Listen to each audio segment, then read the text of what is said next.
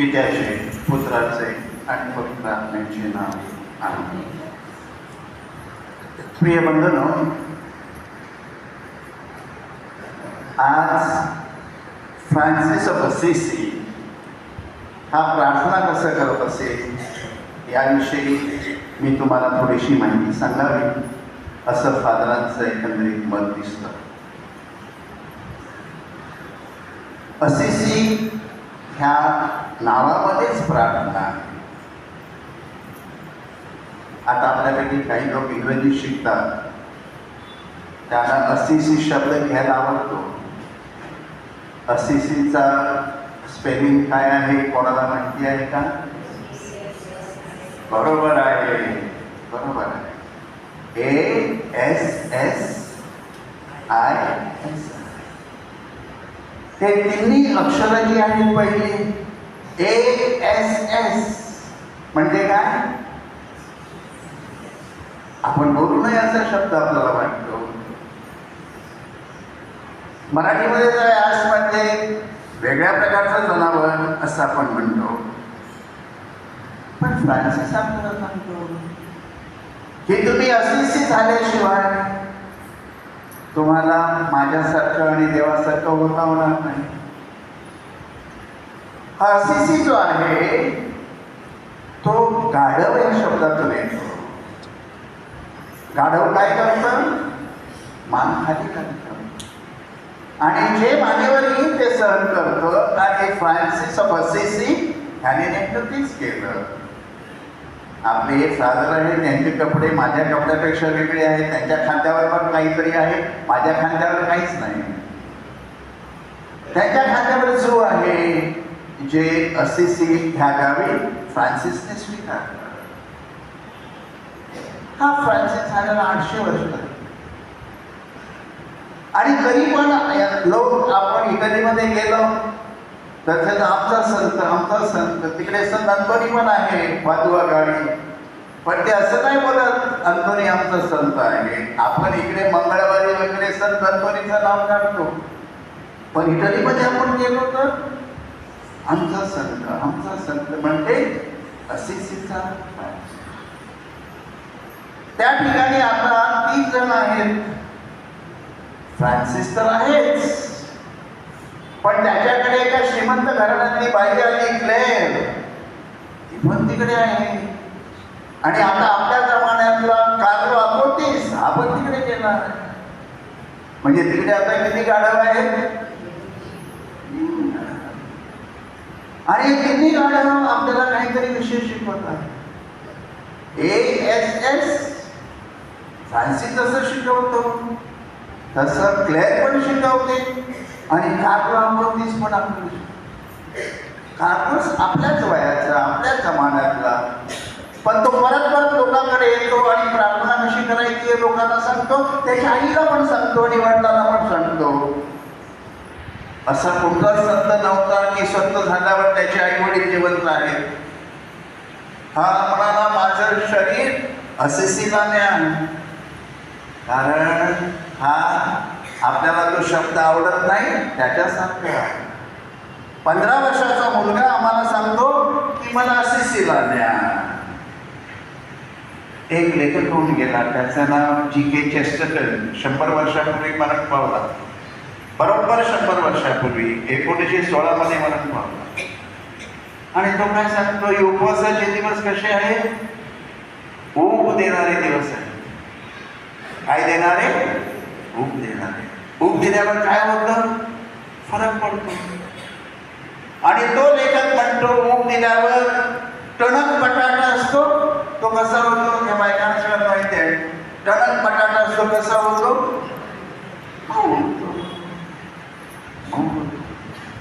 आणि अन्न मऊ असतं ते कसं होतं? हे पण तुला माहिती पाहिजे. कसं होतंय? ते टणक होते.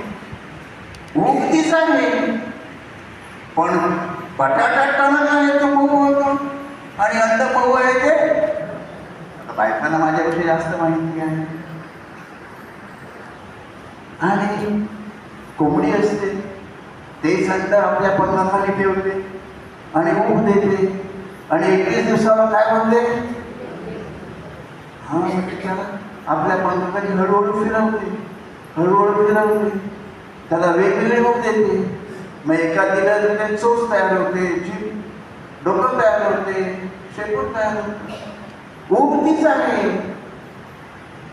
ह्या कोरिस्मामध्ये आपल्याला मिळणारी ऊब, बटाट्याला मिळणारी ऊब, अंड्याला मिळणारी ऊब,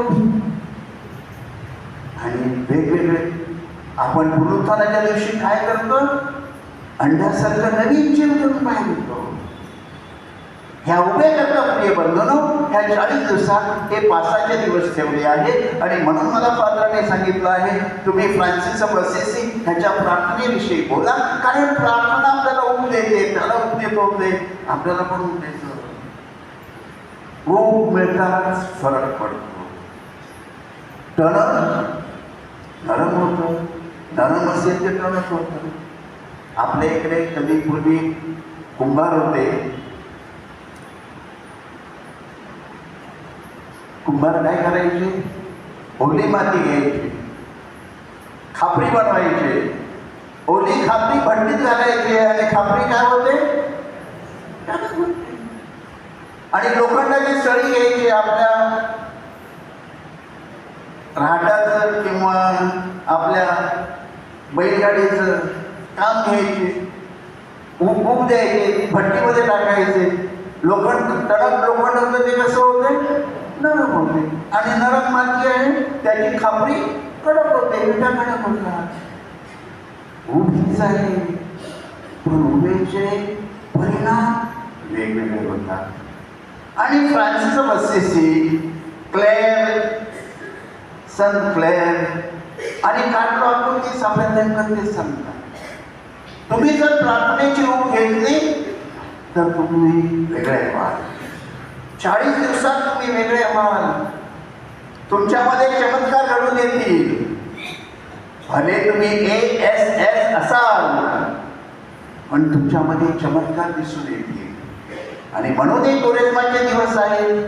त्या कोरेस्माच्या दिवसात मला फादरने सांगितलं आहे, असिसीचा फ्रान्सिस जसा प्रार्थना करायचा तसा आमच्या लोकांना प्रार्थना करायला शिकवा. काय करत होता फ्रान्सिस? तेव्हा केला होता, बसला होता. सान दामियानो ह्या चर्चमध्ये तो बसला. तुम्ही बसला तसाच बसला होता. तो काही विशेष प्रार्थना करत नव्हता, नुसता बसला.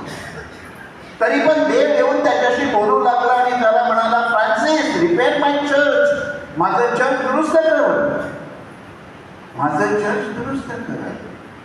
आणि फ्रान्सिसला वाटतं चर्च काही करतात ते करतात. आणि मग तो त्याचं चर्च दुरुस्त करायला. नंतर देव त्याला परत सांगू लागला, हे चर्च नाही, मातीचं चर्च नाही, दगडाचं चर्च नाही, तर माझे सगळे लोक जे आहेत ते तुझ्यासारखे प्रार्थना करायला लागतील, तेव्हा माझं चर्च सुधारेल. आणि सन दामियानो ह्या चर्च दुरुस्ती करता करता तो अख्ख्या इटलीची दुरुस्ती करू लागला. आणि त्याच गावामध्ये एक तरुण मुलगी होती, श्रीमंत घराण्यात जन्माला आलेली. तिने पण फ्रान्सिसचं जीवन बघितलं आणि ती म्हणाली, फ्रान्सिसचं जीवन जसं बदललं तसं माझं जीवन तसं बदललं पाहिजे. आणि मग ती येते आणि ती फ्रान्सिसला सांगते, फ्रान्सिस माझे केस काप, हे सुंदर केस आहे, नको आहे, मला माझं सर्वस्व देवाला द्यायचं आहे, देवाला समर्पित करायचं आहे. आणि म्हणून ही प्युअर क्लेअर आपण नंदाखालचे देवळातले ना, नंदाखालचे देवळातले, नंदाखालचं देऊळ हे फ्रान्सिस्कन लोकांनी बांधलेलं आहे. ह्यांना वाटतं आम्हीच फ्रान्सिस्कन आहोत. नाही, 400-500 वर्षापूर्वी फ्रान्सिस्कन आले आणि त्यांनी फ्रान्सिस्कन चर्च नंदाखाली उभं केलं. आणि नंदाखाल चर्चचं मोठं आल्तर जे आहे त्याच्यावर क्लेअर आहे, एका डोकरीसारखी बसलेली, आणि फ्रान्सिस आहे. फ्रान्सिसच्या हाताला घाय पडलेले आहेत जे येशूच्या घायला होते. तो येशूच्या जवळ आहे. जुन्या लोकांनी आठवणी करायची आणि नवीन लोकांनी नंदाखाला जाऊन चर्च बघायचं. तिथे क्लेअर पण आहे, फ्रान्सिस पण आहे. आणि ते आपल्याला काय सांगतात की येशूच्या जवळ जर आपण राहिलो तर आपल्याला फ्रान्सिसला जशी मिळाली, क्लेअरला जशी मिळाली आणि आता कार्लो अकोर्डिस याला जशी मिळते आहे तशी आपल्याला मिळते. हा कार्लो अकोर्डिस पाहून हा छोटा आपली लहान मुलं असतात तसं 7वी 8वीतला मुलगा म्हणतो, आपल्याला शिकवतो की देवाने मला स्वर्गात जायचा महामार्ग शिकवला. त्याला कोणी शिकवला मार्ग? फ्रान्सिसने शिकवला. असिसीचा फ्रान्सिस त्याने त्याला शिकवलं, त्याच्या प्रेमात तो पडला. ज्या देशातला फ्रान्सिस त्या देशातला कार्लो अकोर्डिस.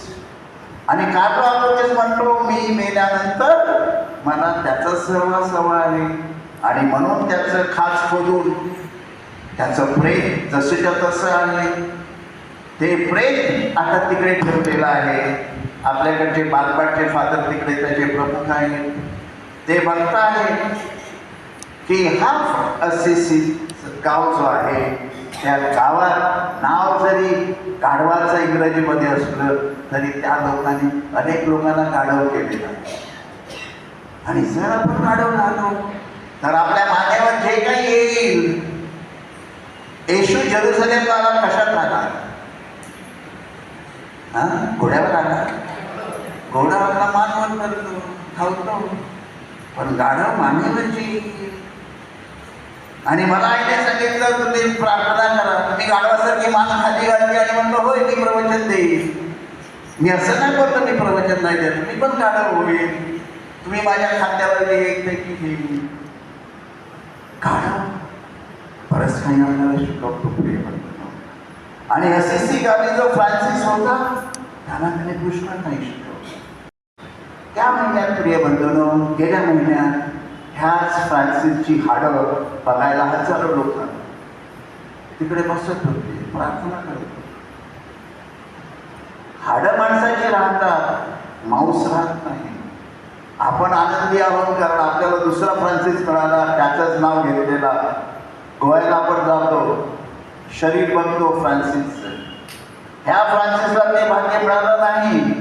त्याच्या हाताला जखमा आल्या, पण त्याला त्याचं शरीर, त्याची कूड, त्याचा देह आज आपल्याला बघायला मिळत नाही. आपण त्याची हाडं बघतो. ह्या फ्रान्सिसला नाव कोणी कोठून मिळालं? त्या फ्रान्सिसवरून मिळालं. 300 वर्ष झाली होती तो मेल्याला. तरी पण त्याच्या आई वडिलांना वाटलं की त्याचं नाव दिलं गेलं पाहिजे. आणि फ्रान्सिस झेवियरचे वडील फ्रान्समध्ये जात असत. तिकडून ते आले आणि तिकडून आल्यानंतर ते म्हणाले ह्याचं नाव ठेवलंय ते मी खोडून टाकतो, त्याला नवीन नाव आपण देऊ, त्याला फ्रान्सिसचं हे नाव देऊ. आणि त्याला फ्रान्सिस असिसी हे नाव मिळालं. आणि आपण जो फ्रान्सिस झेवियर म्हणतो, ह्या फ्रान्सिस झेवियरला नाव कोणाचं मिळालं? असिसीचा फ्रान्सिस ह्याचं नाव मिळालं. आणि असिसीचा फ्रान्सिस जो आहे त्याच्याकडून तो बरंच काही शिकला. आणि असिसीचा फ्रान्सिस बघ शिकता आता आपण त्याला गोव्याला जातो, हिंदू लोक बोलतात गोयचो साई त्याला म्हणतात. काय म्हणतात? गोयचो साई. तो गोयचा होता का? नाही. साई होता का? नाही. तरी पण त्याला हिंदू लोक काय, मुसलमान लोक सगळे गोयचो साई बोलतात. तो गोयचा पण नव्हता, साई पण नव्हता. आणि तरी पण 400 वर्षानंतर देखील लोक त्याच्याकडे जातात आणि त्याला गोयचो साई म्हणतात. त्याने नाव घेतलं त्या असिसीच्या फ्रान्सिसचं. गोव्याला पण जातो, जाताना रस्त्यामध्ये आपल्याला दूधसागर दिसतो. पूर्वीचे लोक ट्रेनने जायचे, आता आपण आपल्या कार घेऊन देखील जातो. आपल्याला दूधसागर बघायला मिळत नाही, पण पूर्वीचे लोक जे ट्रेनने जायचं त्यांना दूधसागर पण बघायला मिळायचं. दूधसागर काय दूध आहे का तिकडे? सागर आहे का? नाही. सागर पण नाही आणि दूध पण नाही. येणारं पाणी आहे आणि त्या पाण्याला आपण दूधसागर म्हणतो. आणि हा गोयचो साहेब, हा गोयचा पण नाही आणि साहेब पण नाही, त्याला आपण गोयचो साहेब म्हणतो. ही किमया सगळी कोणाची? फ्रान्सिस, प्रार्थना करणाऱ्या फ्रान्सिस. फ्रान्सिसला सांगितलं माझं देऊळ सुधार तू, माझं देऊळ पुन्हा बांध. आणि त्याने प्रार्थनेचं देऊळ बांधायला सुरुवात केली. लोकांना प्रार्थना करायला शिकवलं. ठेवली आणि म्हणून तुझ्यासारखी बाई येते आणि त्याला म्हणते माझे केस देखील कापून टाक, मला माझं जीवन प्रार्थनामय करायचं आहे. आणि देवाने आपल्याच फ्रान्सिस झेवियरला प्रोत्साहित केलं नाही, अनेक लोकांना त्यांनी साहित्य केलं. आज प्रिय बंधूंनो, आपण फ्रान्सिस ऑफ असिसी ह्याच्या जीवनावर चिंतन करत असताना ह्या प्रार्थनेमुळे बटाटे नरम होतील का? होईल. ओली खापरी कडक होईल का? होईल. लोखंडाच्या सळी नरम होतील का? होईल. हे खोरेसवाचे दिवस जे आहेत प्रिय बंधूंनो, ते नेमकं तेच करणारे आहे. फ्रान्सिस झेवियरच्या 300 वर्ष अगोदर असिसी गावामध्ये हा फ्रान्सिस होऊन गेला. त्याने फ्रान्सिस झेवियरचं जीवन बदललं, नाव बदललं आणि जीवन देखील बदललं. आणि आपण पण प्रिय बंधूंनो त्याच्यासारखं तुम्हाला नवल वाटेल, पण एक प्रकारे गाढव होणं देखील महत्वाचं. गाढव होणं देखील महत्वाचं. 3 राजे माळेश्वरला भेटायला आले. ते राजे होते. बायबलमध्ये असं कुठे सांगितलं नाही 3 होते असं. बायबल तुम्ही घरी जाल तेव्हा उडाने वाचा, संत लूकचं सुरुवातीचा वाचा. 3 नव्हते राजे, पण 3 वस्तू त्याने आणल्या होत्या. राजाला जेव्हा आपण देतो तेव्हा आपण त्यांना म्हणतो राजाला दिलेलं हे जे आहे ते वेगळं काही नाही. नजराणा देतो, राजाला आपण काय देतो? नजराणा. हे 3 राजे जे आले त्याने नजराणा आणलं, एकाने धूप आणलं, एकाने अत्तर आणलं, एकाने सोनं आणलं. नजराणे आणले. कशावर बसून आले ते? घोड्यावर बसून आले. राजे होते. पण 3 होते असं बायबलमध्ये नाही, पण 3 वस्तू आणल्या त्या बायबलमध्ये त्याचा उल्लेख आहे. म्हणून हे 3 राजे जे आले ते 3 राजे हेरोदाला विचारायला गेले, राजा जो जन्माला येणार आहे तो मोठे आहे? मला माहिती नाही. मी राजा आहे हे मला माहिती आहे, पण माझ्या राज्यामध्ये राजा जन्माला येणार आहे हे मला माहिती नाही. मग त्याने लोकांना बोलावलं. लोक आले आणि म्हणाले बेथलेम गाव आहे जवळच, 8-10 किलोमीटर अंतरावर बेथलेम गाव आहे. या बेथलेम गावामध्ये राजाचा राजा जन्माला येणार आहे हे ग्रंथात लिहिलेलं आहे, जुन्या करारात लिहिलेलं.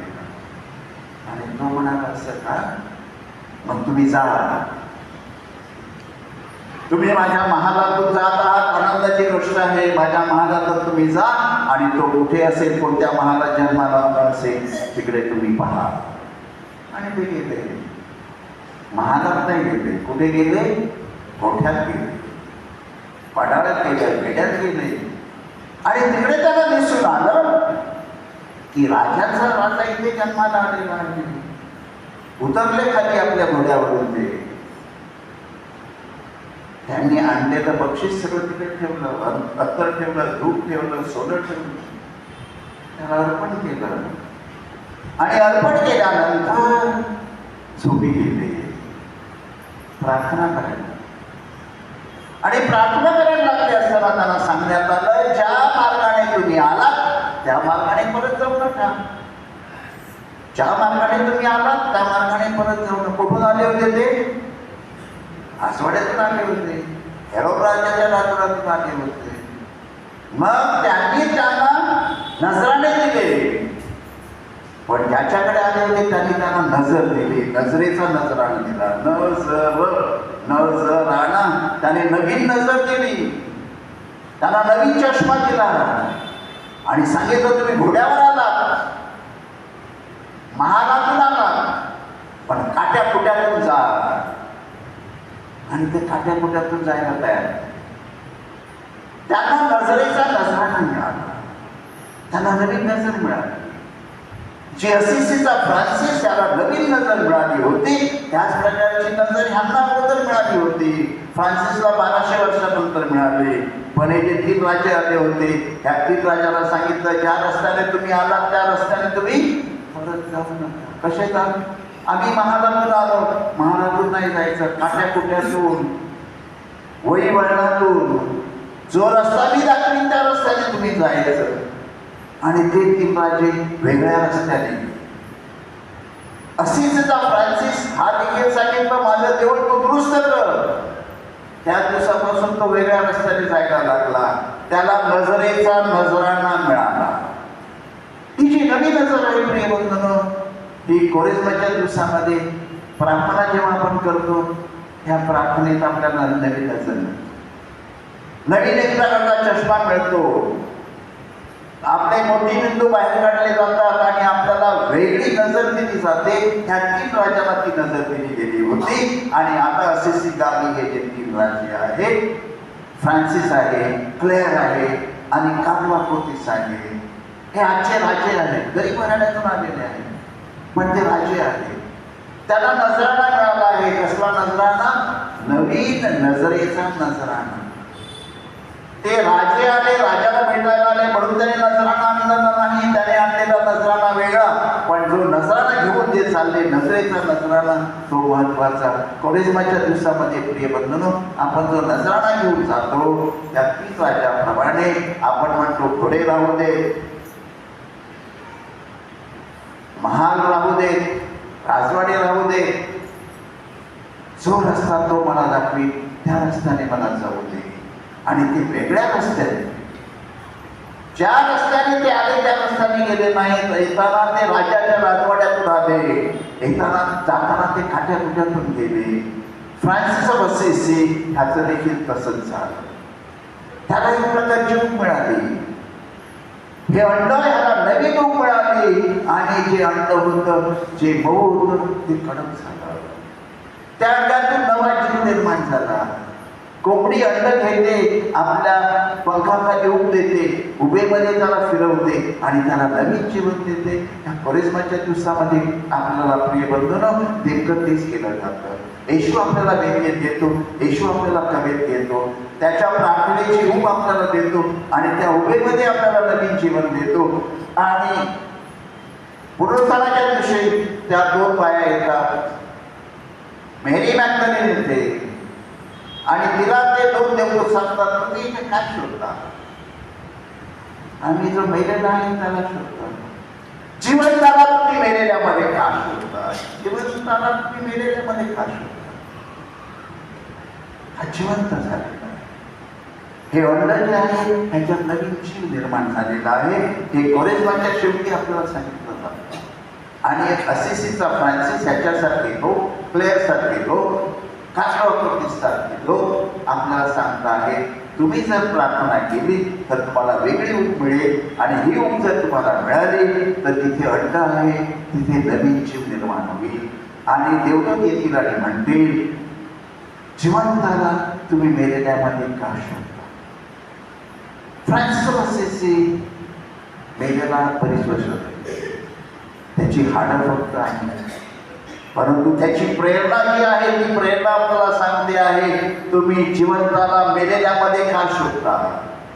आणि म्हणून हजारो लोक गेले महिनाभर त्याच्याकडे प्रार्थना केली की आम्हाला नवीन नजर दे, आम्हाला नजरेचा नजराणा दे. आणि महिनाभर अमेरिकेचे लोक काय, आफ्रिकेतले लोक काय, आपल्या आशियातले लोक काय असिसीला जात होते आणि फ्रान्सिसची हाडं जी आहेत त्या हाडाच्या साक्षीने त्याला सांगत होते, आम्हाला नजरेचा नजराणा.